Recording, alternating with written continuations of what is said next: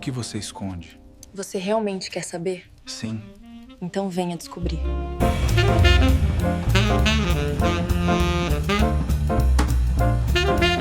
Olá, boa tarde, boa noite, bom dia para todos. A gente não sabe muito bem como se apresentar, mas a ideia é a gente trazer aí, compartilhar um pouco de assuntos que a gente gosta, né? A gente pensa em trazer essas discussões que a gente tem no privado e compartilhar. E reforçando que a gente geralmente vai fazer isso baseado nos filmes e séries que a gente assiste. Então, hoje a gente vai falar sobre Monstros, a história do Ed Gein. Que é a terceira temporada, dessa série dos monstros. Então, que é uma série baseada em grandes serial killers ou assassinos, como a segunda temporada, como os irmãos Menendez, né? Uhum. Que não são assassinos seriais, mas chamou muita atenção o caso deles, né? E a primeira temporada foi sobre Jeffrey Dahmer, a segunda sobre os irmãos Menendez e a terceira agora sobre o Ed Gein, que ele é um norte-americano que viveu a partir dos anos de 45 até 57, ele cometeu diversos crimes muito, muito brutais, né? Ele foi inspirador até para várias obras e a gente vai falar um pouco dele agora. Isso aí. Então vamos começar e a primeira pergunta é: por que a gente gosta tanto de assistir monstros reais? Monstros reais. Eu acredito que a gente gosta de assistir o terror como uma prévia, assim, pra gente estar preparado, sabe? Uma simulação de situações possíveis. Por pior que pareça, é um treinamento. É um treinamento. É o protocolo de preparação social. E também porque é um pouco do espelho, né, do que a gente é. Todo mundo tem esse monstro, sombras, né? E a gente carrega isso. Tá, claro, de diferentes formas, né? Cada um com suas limitações de uso dessa sombra ou desse monstro, mas ele de um jeito ou outro ele aparece. E alguns deixam sair de uma maneira mais transparente, né? Isso na vida deles e se torna público. E o Ed Gein foi inspiração para muitos que vieram depois dele, né? Uhum. E tu acha que essa inspiração que ele fez tem alguma coisa a ver por a gente, acho que quando eu falo a gente é por causa das pessoas, né, em geral, o ser humano, ele tem interesse por estar preparado para essa situação? Porque a ideia é por que a gente consome esse tipo de conteúdo, né? Se tu dissesse que é como uma preparação, tu acha que todos têm essa mesma... Eu acho que o medo é normal. É uma emoção natural na gente, né? A gente tem medos diferentes. E conforme o tempo passa, as décadas passam, a cultura muda, a gente vai mudando esse medo também, né? Sim. Inclusive o medo é líquido, né? Uhum. Então o medo, ele vai... Claro, tem situações onde a gente se torna mais vulnerável, tem populações vulneráveis onde o medo é real, é todo dia, né? Uhum. Mas para outras pessoas é um medo que está ali na possibilidade, sabe? Uma coisa muito mais subjetiva. Mas o medo, sim, é uma constante. Uhum. E também porque eu acho que tem uma questão, assim, fisiológica, química, sabe? Bioquímica, assim, que a gente... O que a gente sente assistindo esse tipo de coisa, sabe? Uhum. Porque, pessoalmente, eu gosto de assistir porque me regula, né? Então pode parecer, né, uma coisa horrorosa, mas pra mim faz sentido, né? Eu acho que ele me leva num extremo onde eu quero chegar e tudo que vem depois, aquilo ali é muito mais fácil de lidar. Sim. Eu tinha um professor de filosofia que ele dizia que ele dava o exemplo de acidente de carro, por que as pessoas passam devagar para olhar quando o carro está acidentado, né? E que, na verdade, inconscientemente a gente para e pensa e observa aquilo e dá prazer porque não é com a gente. Então, por não estarmos nós vivenciando aquela experiência, então nos dá um prazer, né? A gente tem uma forma de experiência prazerosa, eu acho que, a partir do alívio de não ser com a gente. Acho que medo é um tema bem complexo e prazer no medo, né? Porque a gente pode entrar em outros assuntos ali, né? No sadismo, Sim. né? No masoquismo. Isso eu acho que a gente pode fazer um episódio. Não, é, em relação tá a bom. isso, né? Aqui o caso é que a gente gosta, né? E não só gosta, como a gente vê na própria série, como vai sendo a construção disso, né? Sendo que lá na década de 50, quando saiu o primeiro Psicose, inspirado nele, a reação que a gente viu eles trazendo era muito diferente do que hoje. A gente tem tanto acesso à informação, tanto acesso à violência, que Psicose parece um filme infantil. Mas na época ele causou muito, ele foi muito impactante, né? A gente viu ali eles representando as pessoas saírem vomitando no cinema, horrorizada, né? As próprias pessoas que não entendiam ali antes daquilo popularizar, dizem, você tá de brincadeira. Mas depois que popularizou aquilo... A gente vai dessensibilizando. E aí se criam novos horrores, tanto que hoje um dos grandes horrores, hoje na verdade já quase tá passando, é o terror psicológico, né? E tá surgindo outros que vieram agora com... Como é que é aquele da 24? Faça Ela Voltar. O outro, aquele A Hora do Medo, né? Que eu gosto muito. Aquele nome horroroso traduzido, mas é aquele. Então são novos estilos já, né? Mas o terror psicológico foi assim, né? Vai começar a mexer com outras sensações que a gente vai criando conforme o nosso contexto. Sim. Agora a gente falando, né, sobre por que a gente gosta, eu fico aí, questão pessoal, né?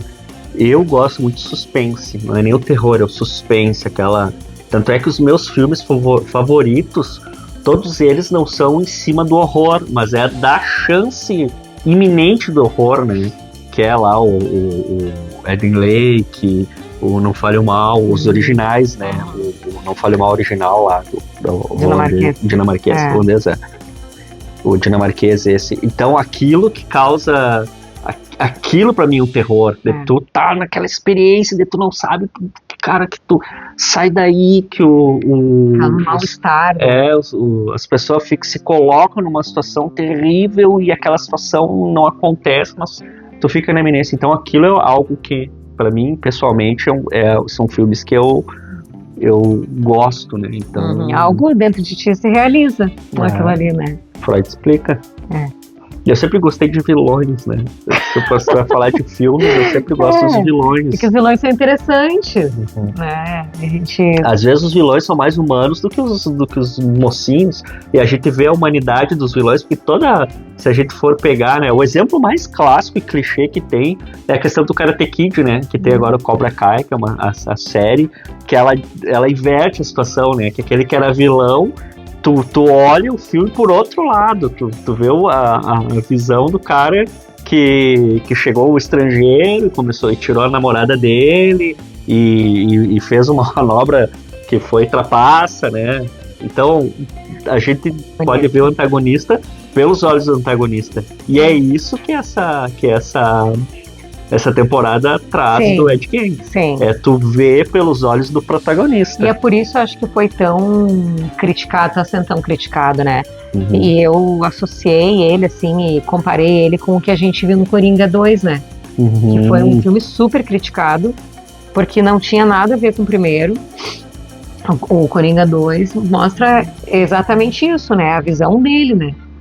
E como as coisas acontecem na cabeça dele, como as coisas acontecem na realidade dele, né? Porque ele era um psicótico, né? Ele abria, ele rompia para uma outra realidade que a gente não consegue ver, porque é uma realidade que ele criou. E aí, realmente, o que foi falado lá, né? Que era muita música, virou um musical, porque era como o cara conseguia assimilar as coisas, né?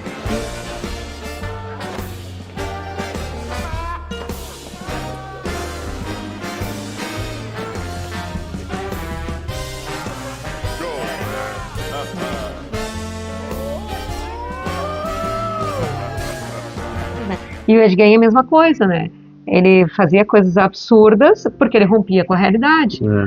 E disseram que romantizaram o assassino. Ele era um assassino, ele era muito perigoso, mas era e não era ele. Sim. Né? Era uma parte dele, era uma fração dele, né? E ali mostra, eles chegam a mostrar o Ed Gein falando com a mãe dele, né? Ele entrando no delírio quando ele tá lá matando a enfermeira com uma motosserra, né? E a gente fica confuso junto com ele, porque de onde é que tirou aquela motosserra e tal? E na verdade é tudo uma questão daquele delírio, né? Daquele estado psicótico, maníaco, né? Que ele tem ali. E daí eu me lembro de outros filmes que trazem isso, além do... O caso do Coringa é maravilhoso, porque ele canta, e no próprio primeiro Coringa tinha isso também. Ele ficar se imaginando na plateia, e ele delirava aquilo, e ele conhecia o apresentador, né? Ali da televisão. Tem 2 filmes, tem um, a Modern Love, que fala sobre a bipolaridade, que ela sai com músicas com pessoas cantando na rua a primeira temporada do episódio 3. Que ela vê a vida dela parece um musical, né? E ela traz isso muito, o que tá dentro da cabeça dela. É o transtorno mental a partir do portador, né? Dentro da cabeça. Como as coisas acontecem para aquela pessoa, não para quem tá vendo de fora, né? Esse episódio é muito emblemático, assim, né? Ele representa muito esse transtorno. E qual é que é o outro? Esquadrão. Isso, o outro é o Esquadrão Suicida 2, da cena que também com a Arlequina, onde ela começa a cortar as pessoas e começa a virar confete, sai coisa, e aquilo, e é confete, uma coisa linda, tu vê, né? É uma dança, e pra ela aquilo é maravilhoso. E quando termina a cena, em vez de ela estar coberta de purpurina e de lantejola, que acontecia aquelas coisas coloridas, ela tá coberta de sangue, né? Então aquilo é bem emblemático, tu entender a cabeça da pessoa que tá passando por aquela crise de delírio, por outra visão. E do Ed, e nessa série ele mostra bastante isso. Acho que é meio limitante, assim, pensar que todos os assassinos, né, são todos, eles pensam igual, só porque são más pessoas. Isso é muito, como é que fala? Dicotomia, assim, bem e mal, como se todo mundo, sabe? O cara do mal continua sendo perigoso, continua sendo, né, um criminoso, mas tem motivações diferentes. Tanto que a partir dele, do Ed Gein, se inspiraram vários outros, né? E a série mostra. Nem tudo é real, né? Fato mesmo que aconteceu, mas acho que pela inspiração, ou Psicose, né? Alfred Hitchcock inspirado ou não, o Norman Bates, o Buffalo Bill, do Silêncio dos Inocentes, quem é que é o outro? Ted Bundy, o Birdman. Então que foram assassinos em série conhecidos, né? E filmes. Então são coisas assim muito que inspira outros, só que cada um tem uma motivação diferente, né? E tem um perfil psicológico diferente. E foi falado então também que ele passou por bonzinho. Não tem nada de bonzinho ali. Só é uma pessoa doente, né? Que acomete aquilo ali tudo porque é doente, mas continua sendo um criminoso, mesmo estando doente, doente, né? Ali tem uma discussão que fala, que traz ali da questão do que causou isso, né? Do que levou ele a ter isso, né? Que aí entra mais na questão mais da psicanálise, né? Do que leva uma pessoa a ter um transtorno desse. Uma exterior, que é o que a mãe dele causou na cabeça dele, dizendo que sexo era errado, que as pessoas todas eram pecadoras, as mulheres eram pecadoras, especialmente as mulheres. Tudo que estava fora da fazenda e da casa, que eles viviam na fazenda, era estritamente assim. Ela era muito reguladora, isso, né? E as mulheres, especialmente, eram todas Jezabéis. Isso, as Jezabéis. E daí essa influência em cima dele, e também a questão do isolamento que ele teve, que é uma reflexão que ele faz. E daí eu quero que tu me ajude aí, que a gente faça essa balança. O quanto o isolamento e o quanto a criação ali, o sofrimento psicológico que ele passou a partir da criação materna dele, o que esses dois fatores aí podem influenciar, né? Poderiam ter influenciado, né? No que ele fez, depois. A questão da mãe dele, né? Ele mesmo reconhece no final que ele buscava o tempo inteiro a mãe dele de volta, né? A mãe dele morreu em 45 e a partir daí que ele começou, então, né? O que tem de relato. E um tempo depois ele ficou muito tempo sozinho na casa, isolado. Depois que a mãe dele morreu, ele morava só com a mãe. E a partir daquilo ali que ele começou então a abrir um surto e começou a cometer aqueles crimes. A mãe dele, ela era uma mulher que tratava ele de uma forma muito reguladora e uma castradora, né? Impedia ele de ter uma vida normal como uma criança normal, como um adolescente normal no sentido de poder conviver de uma forma saudável, né? E sempre dizendo que o que está fora está errado, só é correto o que está ali. E no final o que está ali, o que sobra é só ela e ele. Ela morrendo é só ele, todo o resto é errado, né? E teve a questão dela, que ela pegou ele, assim, masturbando, e ela disse, tu tá tocando nessa, né, nesse... os gays não tocam, não fazem isso, né?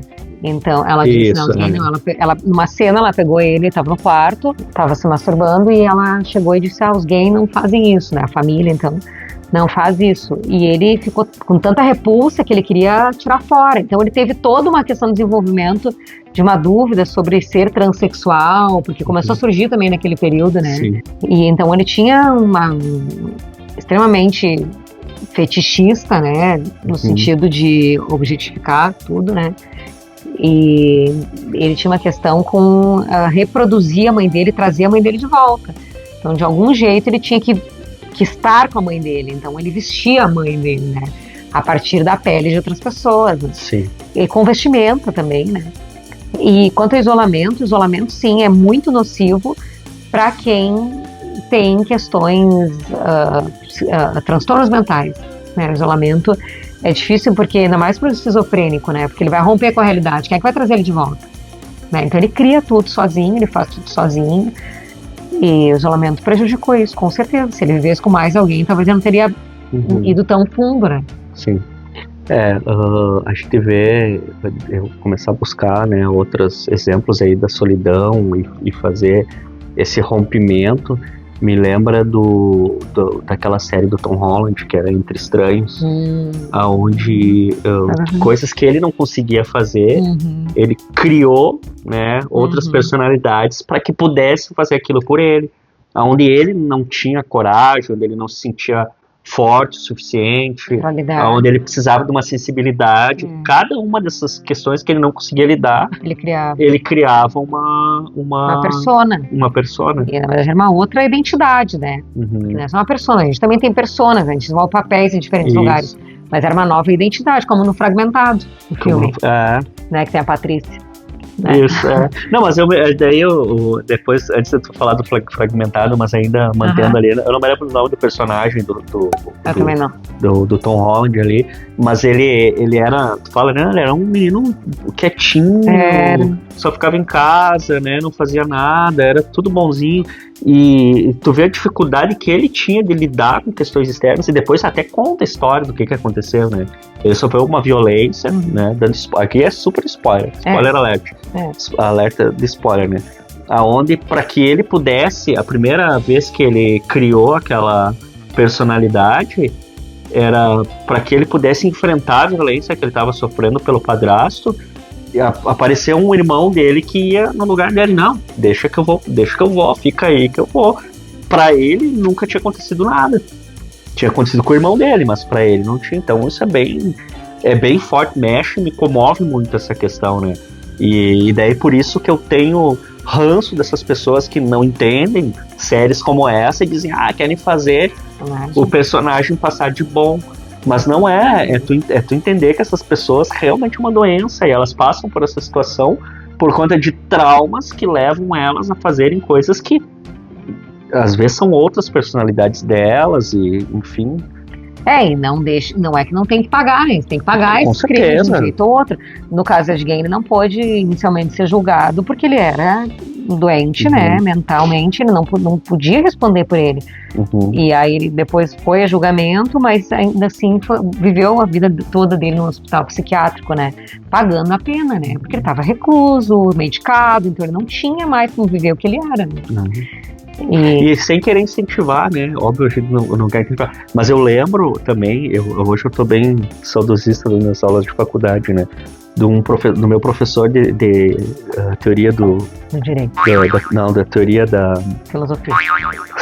do crime, eu esqueci o nome, da teoria do delito, aonde ele inaugurou a aula assim, perguntando pra gente, no Brasil pode matar alguém? Pode. Daí as pessoas diziam que não pode roubar? Não pode. Pode. A questão é que tu sabe que se tu fizer, tem um código que diz o que vai acontecer. Então a pena, essa é a questão da pena, né? Então, bom, e daí tu ia falar da questão da Patrícia e do fragmentado, né? É o mesmo, assim. Ele também criou diferentes personalidades. Aquele personagem é baseado numa pessoa, né, real também, que até tem um documentário dele, eu acho que é na Netflix também, que ele abriu 23 personalidades. Mas eu acho que esses dias um caso que tem mais, assim. Então é uma coisa muito sofrida, né? É difícil, né? É impossível viver livremente, assim, porque não sabe, né? É muito difícil. Tem outras pessoas que têm mais personalidades, né? Esses casos assim, mas não são criminosas, né? Mas tem a possibilidade sempre de ser completamente oposto do que tu é. E aí, o caso da Ed Gein, eu acho que é um retrato, assim, disso, bem extremo, né? Não quero dizer que todos são perigosos, né? Assim como os esquizofrênicos, por serem esquizofrênicos, não são perigosos. Bipolares, por serem bipolares, não são perigosos. Autistas, por serem autistas, não são perigosos. Sabe? Não é isso que determina. Assim como pessoas neurotípicas não são todas boazinhas, né? Então é uma coisa, assim, que não é isso que vai determinar. Mas naquela situação foi importante. Então, para ir para a última pergunta, né? Será que se todos nós olhar para dentro da gente, será que cada um de nós também não tem um monstro que daqui a pouco a gente tem uma noção social que acaba sufocando esse monstro? Mas será que esse monstro não existe em cada um, mas a gente só consegue lidar melhor com ele? Sim, eu acho que sim. Eu tenho absoluta certeza que sim. Mas eu tô falando de mim, né? E do que eu sei dos outros. O que eu acredito é que todo mundo tem vários diferentes nomes para isso, né? Tem diferentes nomes para isso que a gente sufoca ou deixa sair, ou se obriga a deixar sair. E agora eu vou usar o exemplo dessa série, né? E as 3 temporadas. Eu acho que é muito claro, assim, essas 3 temporadas. A primeira temporada foi do Jeffrey Dahmer. Ele era uma pessoa que tinha um transtorno, que depois ele foi diagnosticado como um transtorno borderline, e ele também tinha psicoses, então ele cometia crimes sexuais e canibalismo e tudo isso, né? Então o monstro dele saía de uma forma, né, brutal. Os irmãos Menendez eram 2 irmãos, né? Tinham dinheiro, viviam super bem. Por um trauma, né? Estopim, assim, eles mataram pai e mãe, que era outra situação. E o Ed Gein, então, por toda a situação que vivia, por também ser um esquizofrênico e pelo gatilho que teve, cometeu aquilo ali. A gente, de diferentes maneiras, vai apresentando isso, né, conforme as nossas estruturas, assim. E se a gente se analisar e olhar pra gente, dentro da gente mesmo, a gente vai encontrar coisas que a gente esconde e que tem muita dificuldade em botar pra fora por medo de machucar os outros, não sempre fisicamente, né, mas de passar vergonha, que a gente vai ser julgado, e a gente deixa sair isso de formas diferentes, né, e às vezes de uma forma muito pequena, né. O que a gente costuma ver muito é a nossa personalidade saindo na forma como a gente expressa a nossa sexualidade, por exemplo, né. Ali a gente pode usar e usa muito como canal do que a gente é, né, do que a gente tem escondido, daquilo que nos dá vergonha, né, que a gente quer sufocar. Não é o único jeito, mas é um jeito bem comum. É isso aí. Eu acho que ali, para encerrar, então, que o que foi reprimido ali, né, e olhando pra gente, em algum momento da história, a sexualidade foi um problema, até a mão que a gente usa, se o cara é direita ou esquerda, foi um problema, né? Então, durante a construção da história da sociedade, tu vai construindo aí o que é certo, o que é errado, e esse monstro que tem dentro da gente, ele é sufocado pela sociedade. Então, acho que vale a reflexão de que a gente não tenha medo de sentir o que tem dentro, ou não repulsa o que tem dentro. Procura, né? É sempre bom falar com um psicólogo, procurar alguém para conversar, fazer terapia, é a melhor coisa que tem, para que a gente consiga se entender e, claro, não deixar que esse monstro machuque os outros. Porque a gente tem que se aceitar como a gente é e a história tá aí para nos dizer aí que é bom a gente olhar para dentro e né, não alimentar o monstro, mas sim reconhecer e acolher a criança que a gente tem dentro da gente. É isso. Então tá, para quem ficou até o final, obrigado, até a próxima. Até.